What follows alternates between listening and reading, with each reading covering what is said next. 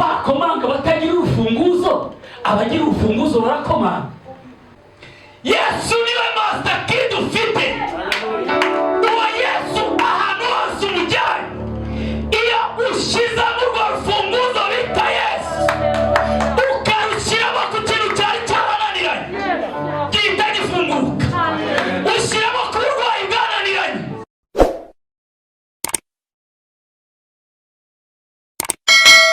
Abicaye bahaguruke, mbaje kubasuhuza mwese mu izina rya Yesu. Imana wo mu ijuru ibahe umugisha. Turashimira Imana duhaye iki cyumweru cyiza. Imana ikomeze gushyirwa hejuru muri byose. Amen. Turashimira ko Imana yakurinze wowe ubwawe n'umuryango wawe mukaba muri amahoro. Imana ihabwe icyubahiro. Yuda yaravuze ngo Uwiteka dukora ibikomeye, natwe turishimye. Amen. We wabanye natwe, we waturinze. Uyu ni umwanya mwiza w'umugisha duhawe wo kuba imbere yawe, wo kuba mu nzu yawe.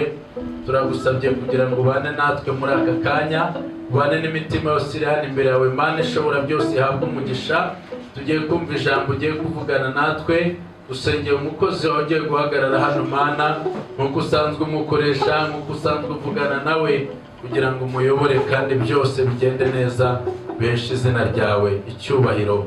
Dusengeye imitima yose iri hano imbere yawe kugira ngo yumve ijambo ryawe kandi iryumvire ndetse ihabwe umugisha. Twirukanye imbaraga zose z'umwanzi Satani zarwanya uyu mwanya mu izina rya Yesu Kristo. Icyubahiro cyawe Mana n'imbaraga zawe bigaragare muri aya materaniro. Urakoze Mana, turagushimiye kandi byose tubisabye mu izina rya Yesu. Amen. Dukomere Imana amashyi twakira.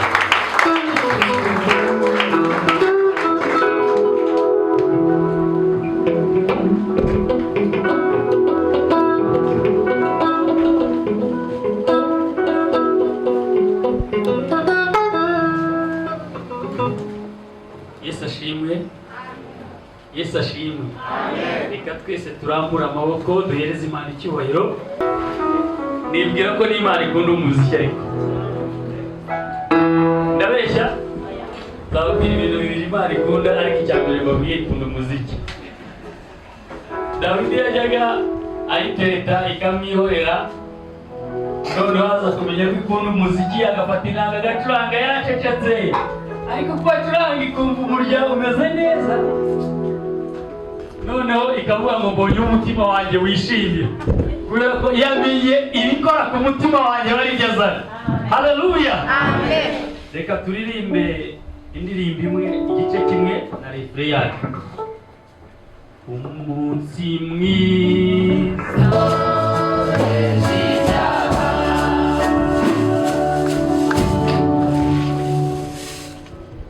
umuririmbyi aravuga ngo umunsi mwiza nibuka. Nawe ngire ngo hari umunsi ujya wibuka mu buzima bwawe. Ndagira ngo tuganire ku ijambo ry'Imana rifite intego ivuga ngo Yesu urufunguzo rwa byose. Tuganire ku ijambo ry'Imana rivuga ngo Yesu urufunguzo rwa byose. Buri kintu cyose kiri hano ku isi kigiye gifite urufunguzo rugifungura. Hano abadafite amatelefone ni bakeya, ndetse ashobora kuba ari abana. Buri muntu wese ufite telefone afite uburyo ayifungura. Ashobora kuba ayifunguza igikumwe, cyangwa ashobora kuba ayifunguza imibare, cyangwa ashobora kuba ayifunguza izina rye, gashyiraho akandikamo izina rye igafunguka, cyangwa se akandikamo ayandi magambo yashyizemo. Hari washyizemo wenda Jesus cyangwa se Yesu. Buri muntu wese afite uburyo yagiye yandika muri telefone nk'urufunguzo kugira ngo najya kwinjiramo abashe gufungura. Rero ndagira ngo twiganire uyu munsi ku ijambo rivuga ngo Yesu urufunguzo rwa byose. Ibyakunaniye wowe, ibyo ushobora n'ibyo udashobora, Yesu ni urufunguzo rwabyo. Ibi byuma biri hano, iriya senti, iriya piano ndebe, hari uburyo, hari urufunguzo rwayo, hari uburyo bayifungura, hari n'uburyo bayizima. Kubaka inzu bashyiraho imiryango ndetse bagashyiraho inzugi zisa, bagashyiraho n'amaseriye asa, ndetse afite n'imfunguzo zisa. Ariko izo mfunguzo ntabwo buri mfunguzo rushobora gufungura buri muryango, nubwo izo mfunguzo zisa n'amaseriye asa na buri nzugi zisa. Buri seriye igenewe urufunguzo rwayo. Hari ikintu bitandukaniye kuki? Buri rufunguzo rugira amenyo atandukanye n'ay'urundi. Niyo mpamvu ushobora kubona imfunguzo zisa n'amaseriye asa, ariko washyiramo urufunguzo rukanga gufungura. Reka duhe Imana icyubahiro. Washyiramo bikanga gufungura. Mu Cyongereza hari ijambo rimwe bavuga ngo master key. Iyo bavuze master key, ni urufunguzo rubasha gufungura aho izindi zose zananiwe. Iyo master key, iyo uri muri hoteli, ushobora gutakaza urufunguzo rwa hoteli, cyangwa se ugashyiramo urundi, cyangwa se izindi bazanye zikanga gukora. Buriya amahoteli menshi abafite mu bubiko bwabo cyangwa muri sefu yabo baba bafitemo imfunguzo, haba harimo urufunguzo bita master key. Urwo rufunguzo nirwo ruhagararira izindi. Igihe bashaka gufungura wowe wabyemera utabyemera, baraza bagakubitamo master key, bagahita bafungura nyine bikaba birarangiye. Noneho ndashaka kuvuga kuri Yesu. Yesu niwe master key dufite. Uwo Yesu ahantu hose umujyanye, iyo ushizamo urwo rufunguzo bita Yesu, ukarushyiramo ku kintu cyari cyarananiranye, gihita gifunguka. Ushyiramo ku burwayi bwananiranye, bugafunguka. Ushyiramo ku kibazo cyananiranye, kigafunguka. Ushyiramo ku buzima bwananiranye, bugafunguka. Yesu Kristo niwe master key ya buri kintu cyose kiri hano ku isi.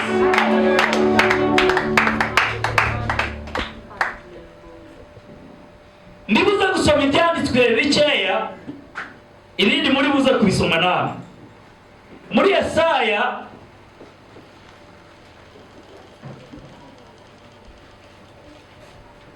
Yesaya ibice 22 umurongo wa 22, baravuga ngo uwo niwe uzakinga ntihagire ukingura. Yesaya yagize yishurirwa, aravuga ngo uwo niwe uzakinga ntihagire ukingura, kandi uwo niwe ufite urufunguzo rubasha gukingura.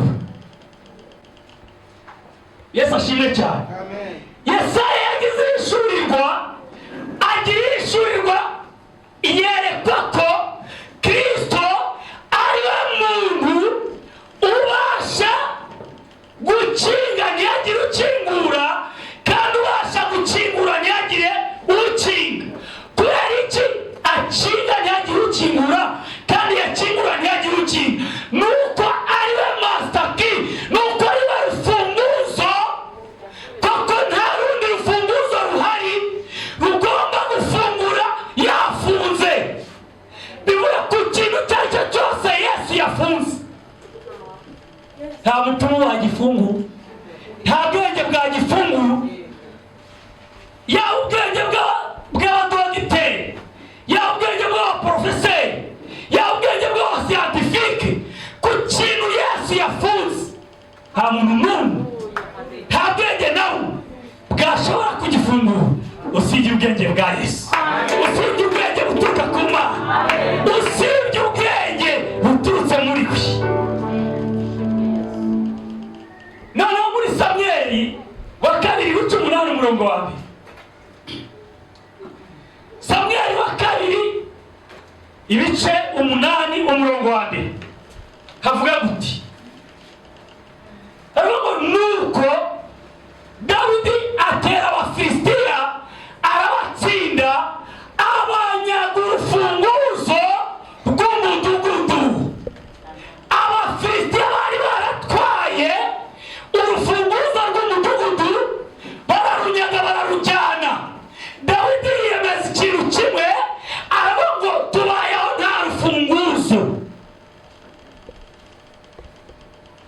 twizeye Imana, twakiye Yesu nk'umwami n'umukiza w'ubugingo bwacu, turamukunda cyane, turamuririmbira cyane.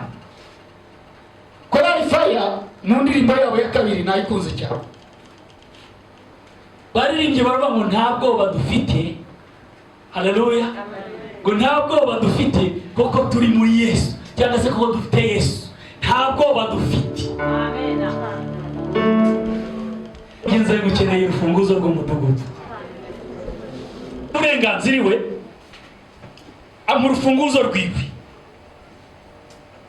Amaze kuba urufunguzo rwiwe, umunsi umwe ngiwe mageze ndakomanga, kuko narizi yuko hari afite n'abashyitsi. Muzi umuntu umfungurira, ndamuhamagara kuri telefone, ndamubwira ni Pastor Felix, ndi hano kirego nagira ngo mufungurire. Arambwira ngo ariko naguhaye urufunguzo niba mbyibuka neza, niba rero ntabwo ufite ngo wifungurire, ihangane witahire, ubwo igihe uzaba waruzanye uzifungurira winjire. Arangije arambwira ngo ariko ngo hari ikintu kimwe n'izi, naguhaye urufunguzo uraje wankomangira usakuza ubundi kubera iki? Kwa komanga batagira urufunguzo, abagira urufunguzo barakomanga. Hari ibintu bimwe tujya ku Mana tukajya gukomanga, ukirinda gukomanga ku Mana, Imana ikakureba ikakwihorera. Kubera iki kwihorera? Yaguhaye urufunguzo. None ikabwita ariko uririnda gukomanga, unesha umutwe, Mana manuka uzukore. Niko byabaye ku bigishwa ba Yesu bari kumwe mu bwato. Umuraburaza umaze kuza, ngo Yesu aryamye hagati yabo yasinziriye, ngo batangira kuvuza induru, ngo ariko bibagirwa ko Yesu aryamye hagati muri bo. Babonye ibintu bikomeye, ngo bagera igihe baravuga bati ariko muzi ko turyamanye nawe, n'umukangure we yasinziriye. Bati mwigisha wasinziriye, twebwe turapfuye. Andira aravuga ati ariko mwaba batizera mwe bite byanyu? Ndabwira umuyaga, umuraba ngo tuze. Abwira n'umuyaga, no kuri umuyaga ugira amatwi. Ariko tekereza umwanya bafashe, Petero atekereza icyo bakora, umwanya bafashe bavuza induru, nyamara urufunguzo, nyamara igisubizo bari kumwe nacyo kirasinziriye muri bo, ariko bacecetse. Niko tumeze muri iki gihe, niko abakristo bameze, kandi hirya no hino kuri iyi si twirirwa dutabaza Imana nkaho wenda yazindukiye i Burayi ikaba izataha mu Rwanda. Mana ntabara, manuka untabare. Umva uburyo Bibiliya ivuga ngo ubwo itakwimye umwana wayo yabuze gute kumuduhana n'ibindi. Niba itarakwimye Yesu, n'iki kindi Imana yakwimye? Niba Imana itarakwimye Yesu, n'iki kindi Imana yakwimye? Reka dusome hano muri Matayo 16. Ibindi byanditswe n'abivuga mu mutwe. Matayo 16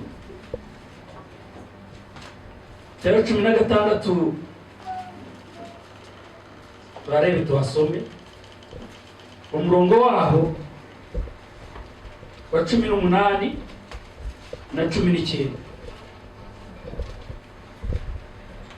Reka niba twahabonye twese dusome Matayo ibice 16 umurongo wa 18 n'uwa 19. Aravuga ngo nanjye ndakubwira nti uri Petero, kandi nzubaka itorero ryanjye kuri urwo rutare, kandi amarembo y'ikuzimu azarishobora. Nzaguha imfunguzo z'ubwami bwo mu ijuru, kandi icyo uzahambira mu isi kizaba gihambiriwe no mu ijuru, n'icyo uzahambura mu isi kizaba gihambuwe no mu ijuru. Mwakire neza ijambo ry'Imana. Aha ni amagambo Yesu yabwiye Petero. Yesu yari yabanje kubabaza ngo ariko mwumva abantu bavuga ko ninde? Batangira kumubwira nyine uko bumva abantu bavuga. Aravuga ngo none mwebwe munyita nde? Bararebana. Yesu ashimwe. Reka duhereze Imana icyubahiro. Mwebwe munyitande barareba. Mbese wowe n'umutima wawe uvuga ubaze umutima wawe ngo witande Yesu. Ese mwebwe munyitande ngo Petero ati Kristo umwana w'Imana. Ati Petero ntabwo ari inyama n'amaraso bibashije kuguhishurira, ahubwo ni Data wa twese wo mu ijuru uguhishuriye. Petero kubwo kugira ihishurirwa, Yesu ahita amubwira amagambo akomeye. Aramubwira ati rero Petero, koko atari inyama n'amaraso biguhishuriye, koko warenze iby'inyama n'amaraso ukagira urundi rwego ugeramo, Data akakubonekera akakwinjiramo ukagira ihishurirwa. Hari irindi hishurirwa noneho n'ubundi butware ngiye gushyira muri wowe. Ihishurirwa ku buzima bwawe riza n'icyo ugomba gukora. Impamvu uyu munsi hari uburyo twirukana Satani tugahora tumwirukana, rimwe ntagende, rimwe ukikanga ko atanagiye, nuko hari ihishurirwa tudafite. Nigeze mba ubuhamya bw'impanuka nakoze. Umuganga yarambwira ngo zamara amezi 3-4 mu bitaro, nzagendera mu kagare. Ndamubwira ngo Yesu nizeye. Yahuye n'umubabaro urenze uwo nahuye nawe, yanyuze mu birenze n'ibyo yuzemo. Niba yaragendeye mu kagare yibuze yazuka akakamucungamo, ubwo nanjye Felix bazakancungamo. Ariko niba Yesu nizeye atarigeze bamuzanira akagare, nanjye ntabwo muzanzanira. Ntabwo nshatse kuba ko bagendera mu kagare bakizeye. Ngewe nshatse kuvuga ko nizeye ko Yesu nizeye ntagomba kwicara mu kagare ko katakicayemo. Kubera iki? Naravuze ngo niba Yesu andimo, nanjye nkaba ndi muri we, bivuga ngo Yesu nagendere muri Felix, Yesu natambukire muri Felix. Haleluya, amen. Yesu yahise abikora. Noneho aramubwira ngo nzubaka itorero ryanjye kuri urwo rutare, nzubaka itorero ryanjye aho hantu kuri iryo hishurirwa. Itorero ry'Imana ryubakwa mu ihishurirwa. Nzubaka itorero ryanjye kuri urwo rutare, ni igiti kiguma mu mwanya wacyo, kuko cyatewe ntikigomba kuhava. Umva, igiti, nzubaka itorero ryanjye kuri urwo rutare. Nubwo ibigeragezo bizaza, nubwo ibibazo bizaza, ariko itorero ntabwo rizava mu mwanya waryo. Hazaza umuyaga, rigenda gutya, ryongera rigaruka gutya, ariko rizaguma mu mwanya waryo. Ntabwo rizawuvaho, ntabwo rizava aho narishinze. Uva umubwire wa mukobwa we, wa musore, wa mugabo, wa mubyeyi we, koko Yesu yubatse itorero muri wowe. Wigira ubwoba kubw'ibigeragezo ubona, wigira ubwoba kubw'iminsi ucamo, wigira ubwoba kubw'uburwayi ucamo, kuko ibyo ngibyo bizagusiga uhaguruka ushimira Imana. N'amarembo y'ikuzimu ntabwo azarishobora, ishyamba ritagushobora. Hari igihe unyeganyezwa, utwo tuntu tukunyeganyeza ntitugutera ubwoba. Igiti haza umuyaga ukakinyeganyeza, ariko ntabwo gikora ku mizi. Imizi ikomeye, umva, abari muri Yesu Kristo bashoreyemo imizi, kandi imizi yabo irakomeye. Niyo mpamvu badashobora kuva mu mwanya Imana yabashyize. Iyo dusomye muri Matayo, muharebe umurongo waho wa 18, hariya Yesu abwira noneho Petero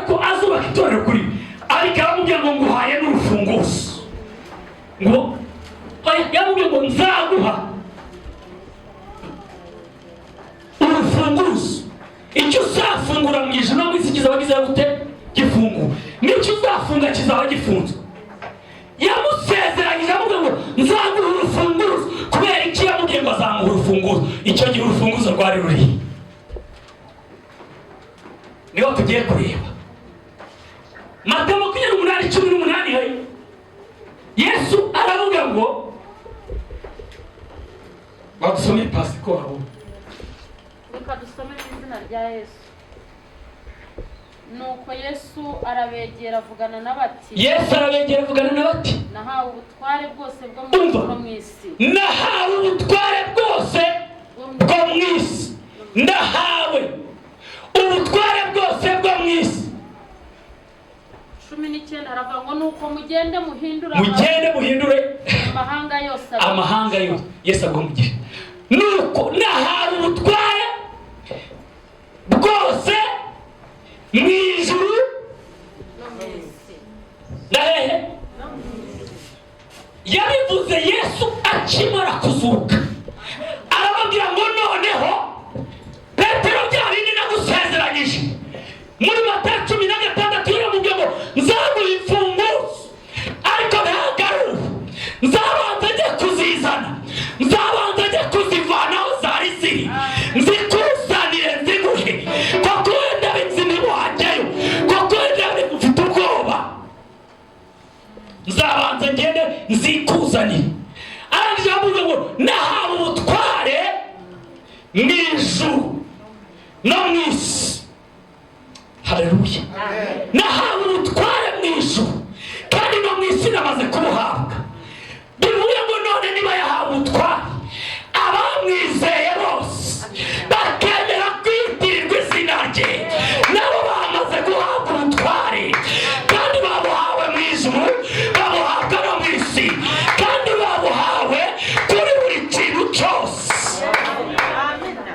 sinzi niba byumvikana neza umva abamwizeye bose koko yamaze guhabwa ubutware koko yamaze guhabwa ubushobozi mu ijuru no mu isi nabo bahise bahabwa ubutware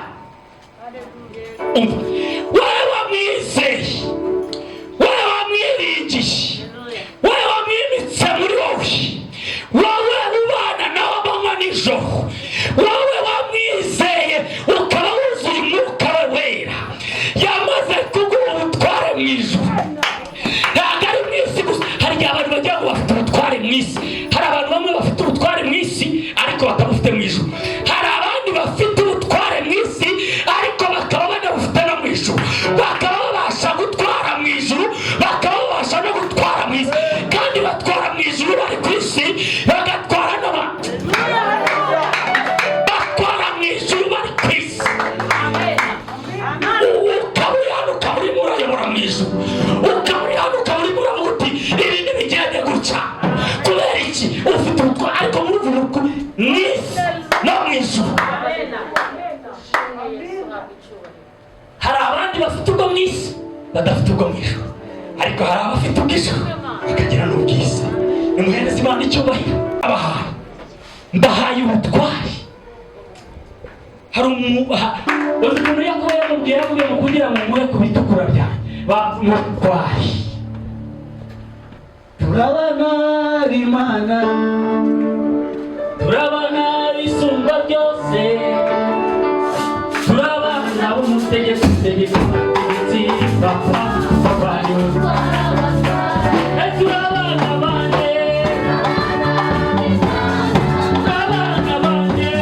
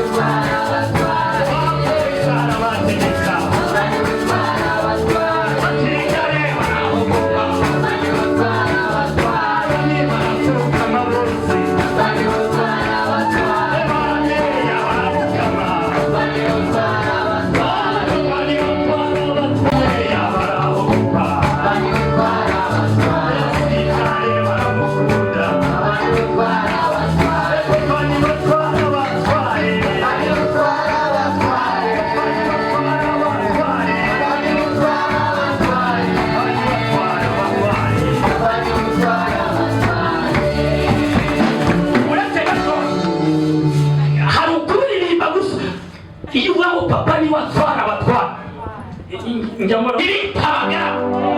Turi abana b'Imana, ntabwo turi abayari bayo, turi abana bayo. Twemerewe kwinjira mu rugo rwa papa, twemerewe kwinjira ahantu hose, twahawe urufunguzo rwo gufungura mw'ijuru no mw'isi, kuko turi abana ba papa.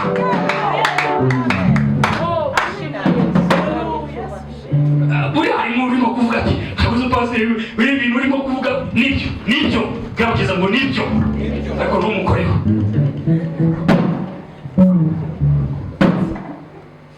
Uzasome Yohana 20 ibice 20:23 uhereye 22 ugeze 23 uzumva uburyo hava. Turabana b'umbaha, icyo muzahambira mwese no mw'ijuru kizaba kigize gute? Kizahambira kubera ububasha mufite. Noneho icyo muzahambura mw'isi no mw'ijuru kizaba kigize gute? Ndagira ngo nangirize kuri umva, nabonye hari abantu babiri muri iyi si batanga imbabazi bonyine. Murabaza abo bantu?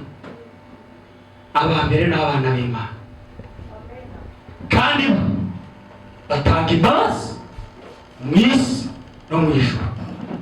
Yarababwiye ngo muzababarire abantu ibyaha byabo, abo muzaba mwabibabariye bazabibabarirwa, n'abo mutazabibabarira ntabwo bazabibabarirwa. Abo ni bane yabibwiraga abana be, abamwemeye bose bakaba ari inshuti ze bomatanye na muza. Uzi undi muntu wa kabiri ubabarira ni perezida w'igihugu. Buri gihugu icyo ari cyo cyose perezida wacyo niwe wenyine uba ufite ububasha bwo kubabarira.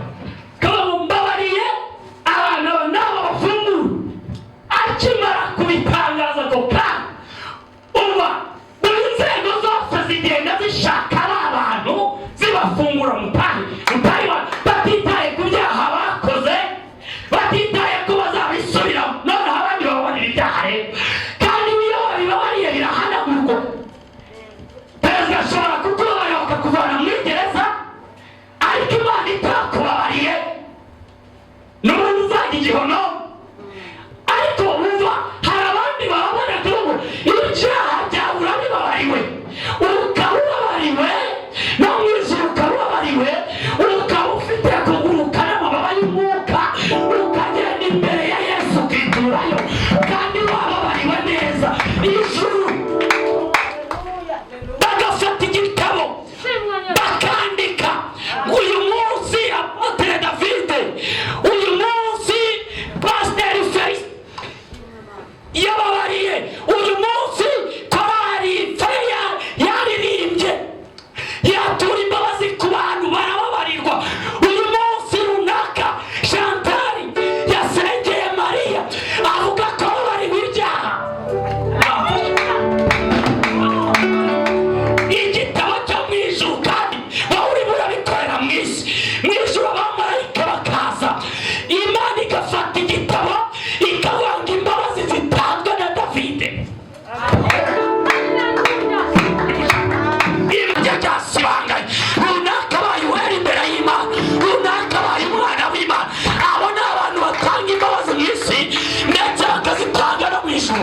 Mukomere Imana amashyi menshi cyane.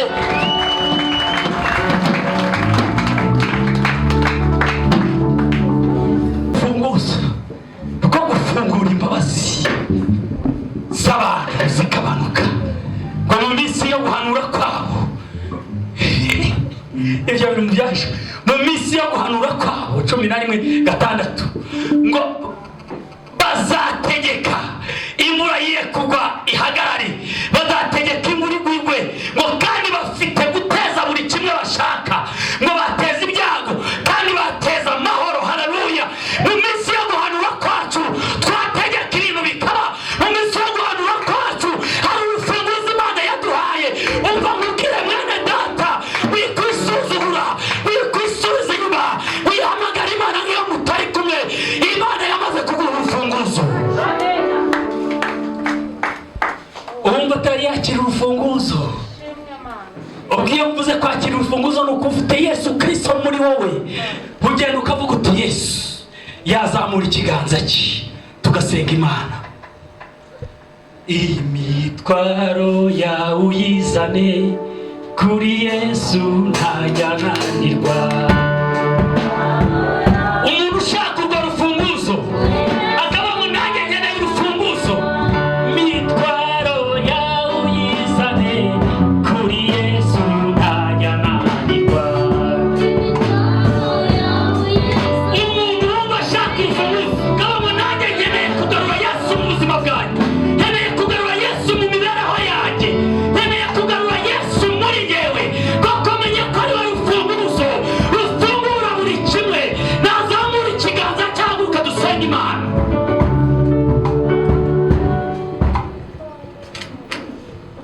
Ikintu gikomeye ni ukurera hanze kandi hari urufunguzo rugomba kukwinjiza. Rimwe tujya turwana n'imitima, umuntu akubwiye abantu ngo ntukarwane n'umutima, haguruka. Hari igihe uvuga ngo narakijijwe kandi Imana izi yuko udakijijwe. Niba hari nawe uhaguruke tujye gusenga. Nombi ibibazo byawe bizane kuri Yesu ntajya ananirwa.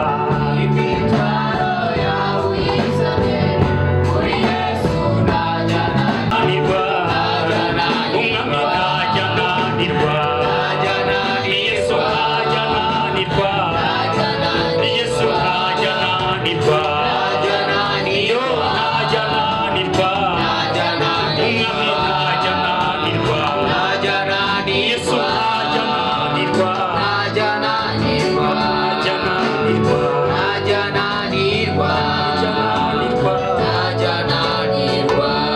Uzamura ibiganza byawe nawe dusenga Imana, uyibwire ngo Mana mpa urufunguzo rw'ubuzima bwanjye kandi ufungure buri kimwe mu buzima bwawe cyari cyaranze.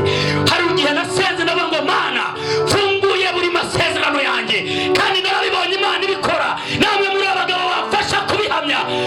Ahantu Imana yatuvanye kuko twamenye ko hari urufunguzo dufite, hari urufunguzo Imana yashyize mu buzima bwawe, hari urufunguzo Imana yashyize mu mibereho yawe. Reka dusenga Imana.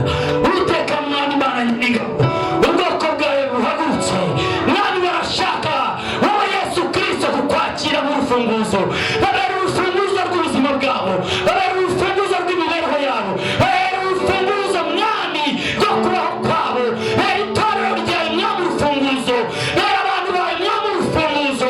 Buri umwe wese wumvishe ijambo ryawe mubera urufunguzo, bera abarwayi urufunguzo rwo gukira, bera abashonje urufunguzo rwo kurya, bera abambaye ubusa urufunguzo rwo kwambara, bera abari mu nzu y'imbohe urufunguzo rwo gusohokayo, bera abapagani urufunguzo Mwami rwo kuva mu bupagani. Yesu bera ubwoko bwawe urufunguzo. Urakoze Yesu ko tumenye ko ari wowe urufunguzo rwa byose. Rukomeye amashyi menshi n'ibintu byinshi mu izina rya Yesu. Amen. Yesu abahe umugisha, mugire icyumweru cyiza. Shalom. Reka duhaguruke. Haleluya. Dukomere Imana amashyi n'umukozi w'Imana amashyi. Reka dukomeze dusengera ibyifuzo muri aka kanya. Yesu ni urufunguzo rwa byose, ni urufunguzo rw'amahoro, ni urufunguzo rwo kubona imbaraga. Reka dusenge. Mana urakoze kubw'ijambo ryawe twumvise. Ijambo rye ryavuze ngo Dawidi wamuhaye urufunguruzo, niwe rufunguruzo rwa Dawidi, ni wowe gusa ukinga ntagire ukingura, ni wowe ukingura ntagire ukinga. Mana ishobora byose, ijambo rye ryatubwiye ngo Yesu Kristo ni wowe rufunguruzo rwa byose. Niyo mpamvu dusenze mu izina rya Yesu kubwira ijambo wadutumyeho kugira ngo ufungure imiryango y'umugisha ku buzima bw'aba bantu, ufungure imbaraga mu bugingo bwabo bari mu ntege nke babone imbaraga zawe, ufungure imiryango y'umunezero kugira ngo abari bababaye, abari mu gahinda babone amahoro, babone ibyishimo, bongere guseka mu izina rya Yesu Kristo rikomeye. Turasenze Mana ngo ufungure imbaraga zawe ku buzima bw'abantu, ufungure gukira, urekure amavuta yo gukira indwara ku buzima bw'abantu. Abantu barwaye ndabasengeye ngo imbaraga zawe Mana zibakize, babone imbaraga zawe, babone ukuboko kwawe. Abantu bari bakiri mu byaha ndabasengeye kugira ngo bagirire imbabazi, babone imbaraga zawe, babone kunesha. kubesha, abananiwe kureka ubusinzi, abananiwe kureka ubusambanyi, abananiwe kureka umujinya, abananiwe kureka urwangana, abananiwe kureka buri kimwe cyose, abananiwe kureka kubeshya. Mana ubaha imbaraga zo kureka ibyaha no guhinduka, kuko niwe rufunguruzo rwa byose, niwe wabaha imbaraga, niwe gakiza kacu, niwe wababashisha muri byose bakagukorera kandi bakaguhesha icyubahiro.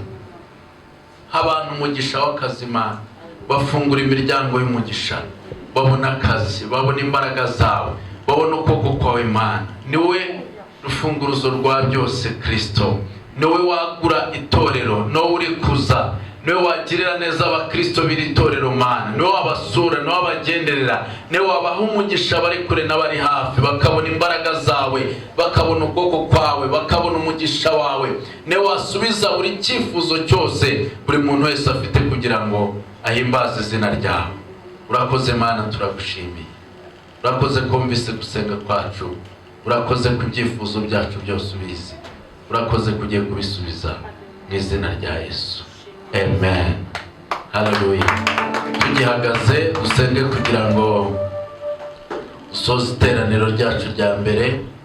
Mana duhana umugisha, mwakoze kuza muri aya materaniro, mwakoze kuboneka imbere y'Imana ishobora byose. Reka n'abicaye bahaguruke kugira ngo dusenge Imana, dushimire Imana, dushimire abanye natwe, yabaye mu ruhande rwacu, kandi Imana ibaha umugisha. Turagushimiye ko abanye natwe muri aya materaniro, tugushimiye ibihe byiza waduhaye, tugushimiye indirimbo zaririmbiwe hano, tugushimiye amaturo yagutuwe, tugushimiye ijambo ryawe twumvise. Izina ryawe Imana yacu nirihabwe icyubahiro. Bana natwe maze uduhe umugisha, umugisha abantu bose baje muri iri teraniro, umugisha iri torero, umugisha igihugu cyacu. Byose bisabye mu izina ry'Imana Data n'Umwana n'Umwuka Wera. Amen. Imana ibahe umugisha.